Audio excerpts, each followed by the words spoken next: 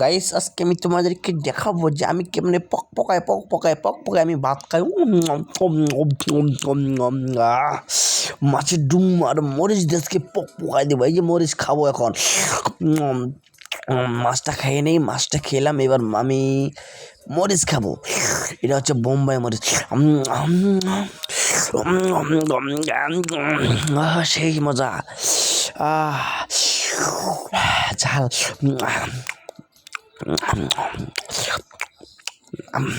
খাবা তোমরা বন্ধুরা।